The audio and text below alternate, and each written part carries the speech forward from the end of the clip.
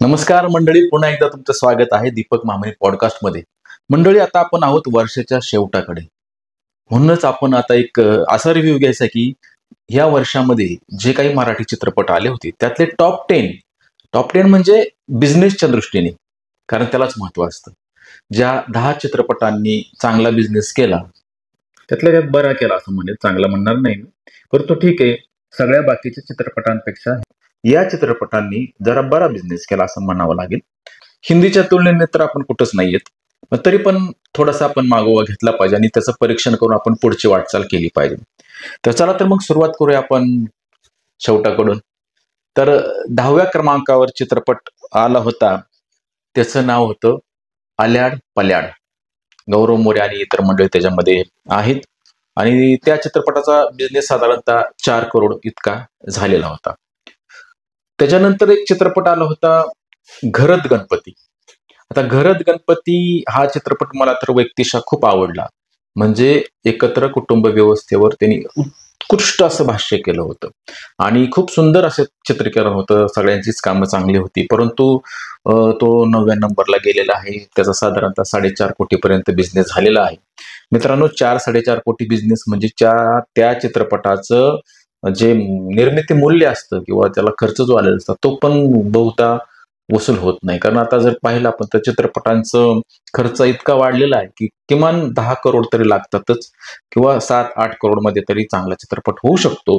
परंतु तेवढा सुद्धा बिझनेस आपल्या मराठी इंडस्ट्रीमध्ये होत नाही. असो, आपण यातून काहीतरी धडा घेऊ आणि मराठी चित्रपटांना चांगला प्रतिसाद देऊया. पुढचा चित्रपट आहे 8 नंबरचा शिवरायांचा छावा. आणि हा चित्रपट दिग्पाल लांजेकर यांच्या या सिरीज मधला अष्टक मधला होता, शिवाष्टकात मधला होता.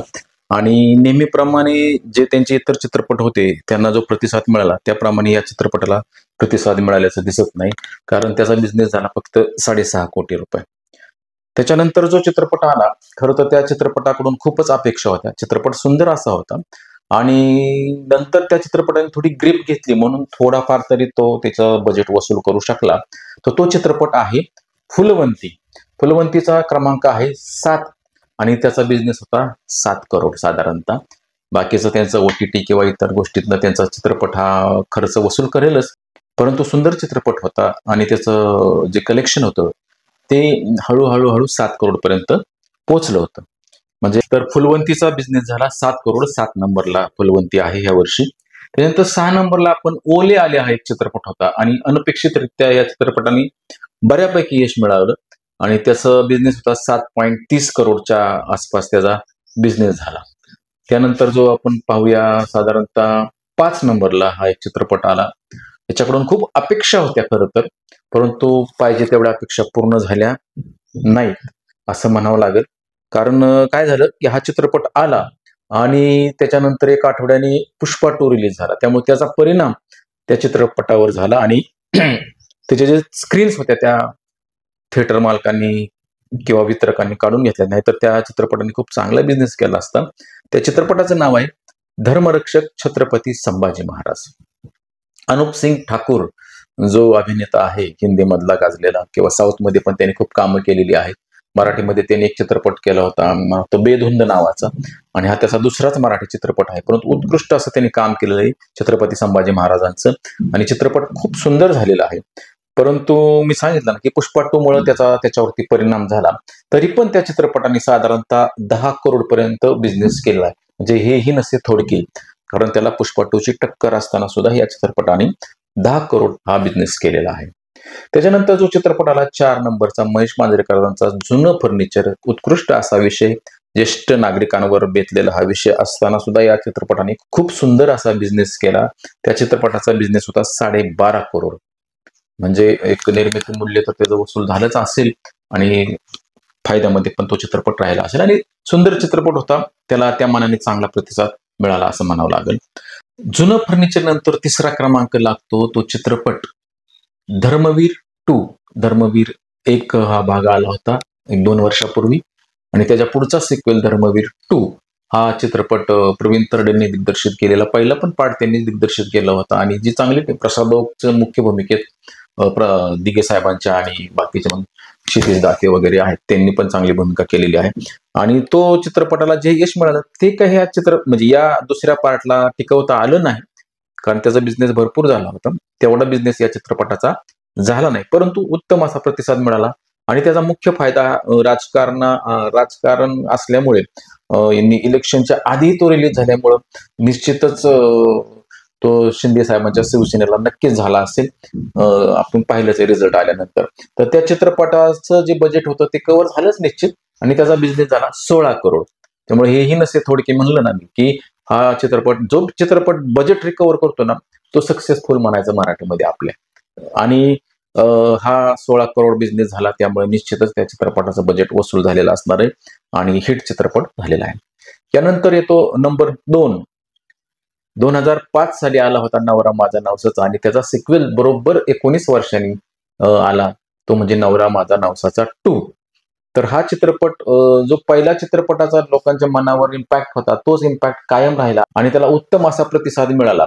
आणि त्या प्रतिसादाचा परिणाम म्हणजे की या चित्रपटाला भरपूर यश मिळालं आणि जवळपास त्यांनी 21 करोड असा बिझनेस केला. 21 करोड त्याचा बिझनेस लाईफ टाईम बिझनेस झाला. बजेट साधारणतः 10-1 करोड होतं, म्हणजे खूपच चांगलं यश मिळालं. 100% यश मिळालं म्हटलं तरी हरकत नाही. त्या तोडीचा चित्रपट नव्हता असं माझं मत आहे, कारण की तो जॉनर होता तो 2004-5चाच होता. म्हणजे अलीकडे नवीन चित्रपटांचा जॉनर जरा वेगळा पाहिजे होता, तो थोडासा नाही मिसिंग होता. परंतु हरकत नाही, मनोरंजन होतं, कॉमेडी होती आणि एक साधी सोपी कथा होती आणि पहिल्या चित्रपटाचा प्रभाव होता, म्हणून या चित्रपटाला तेवढं यश मिळालं. परंतु तिसऱ्या वेळेस असे प्रयत्न करू नये, त्याला थोडंशी वेगळा टच द्यायला पाहिजे आधुनिकीकरणाचा, असं मला वाटतं. असू द्या, यश मिळालं हेही काही कमी नाही. आणि 1 नंबरला जो चित्रपट आहे तो आहे नाच ग घुमा. मुक्ता बर्वेची मुख्य भूमिका आहे, स्वप्नील जोशी आणि इतरांची निर्मिती आहे. अतिशय उत्कृष्ट असा चित्रपट होता.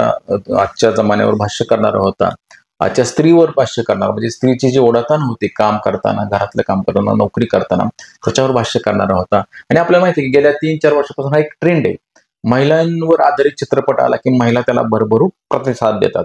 म्हणजे महिलांचा इम्पॅक्ट आता फिल्म इंडस्ट्रीवर पण पडू लागलाय. त्यांनी जर ठरवलं कुठला चित्रपट हिट करायचा तर ते करतात. जसं सरकार कोणाचं बनवायचं ही महिलांनी आता सिद्ध केलं, आपल्याला माहिती आहे. तसंच हा चित्रपट हिट केला. मागच्या वेळेस पण आपल्याला माहित होतं की बाई पण भारी देवा मागच्या वर्षी आलेला होता, खूप हिट झाला, 100 करोडच्या क्लबमध्ये गेला.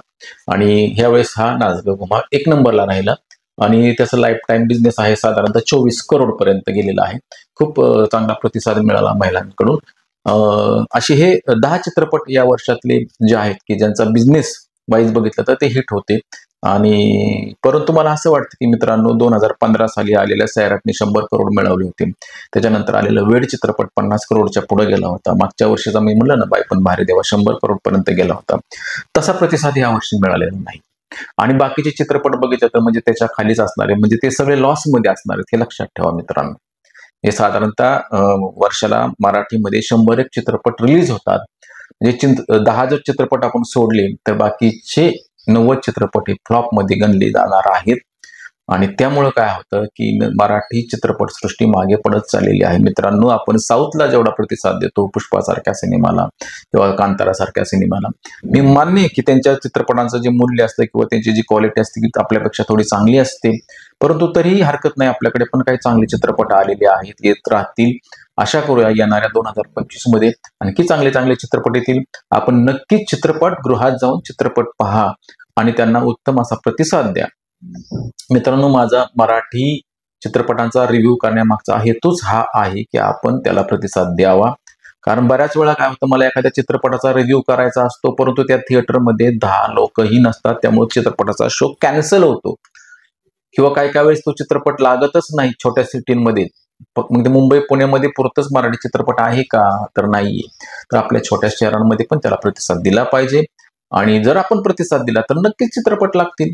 साधं सिंपल गणित आहे. आता बाकीच्या निवडून उपयोग नाही की ते मल्टिप्लेक्स वाले आपल्याला स्क्रीन देत नाहीत वगैरे, कारण त्यांना माहिती की 10 लोक येत नाहीत आणि मी एक चित्रपट लावायला मिनिमम 10 लोकांची संख्या असते लागते. मग 10 लोक जर नसतील एका शोला तर मग तो चित्रपट का लावायचा त्यांनी तरी. म्हणून आपण ठीक आहे की काही चित्रपट त्या लेवलचे नसतात, काही ठिकाणी आपला पैसा वाया जातो असं आपल्याला वाटतं, परंतु आपल्याला रिव्ह्यू किंवा इतर गोष्टीवरनं सुद्धा अंदाज घेऊन जाता येतं, चित्रपट पाहता येतं. नक्की जा. आता येणाऱ्या वर्षामध्ये तर मला वाटते 1 तारखेलाच एक नवीन चित्रपट येतोय, मुक्काम पोस्ट बोंबिलवाडी, परेश मोकाशींचा. आणि त्याच्यानंतर लगेचच 10 जानेवारीला रिलीज होते आपल्या सुबोध भावेचा संगीत मान अपमान. हा सुंदर चित्रपट आहे, नक्की बघायला जावं. मी त्यांचे रिव्ह्यू देणारच आहे दोन्ही चित्रपटांचे, दोन्ही चांगले आहेत.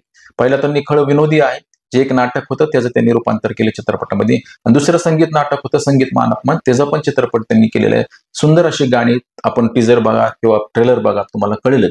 आजच्या पुरतं एवढंच. पुन्हा भेटूया एका नवीन रिव्ह्यू मध्ये. आता आणखी एक नवीन रिव्ह्यू मी उद्या टाकेल आपल्याला, तो आहे ह्या वर्षातील ठळक घडामोडी, 2024 मधल्या ठळक घडामोडी घेऊन आपण पुढच्या ब्लॉग मध्ये येणार आहोत. तोपर्यंत नमस्कार.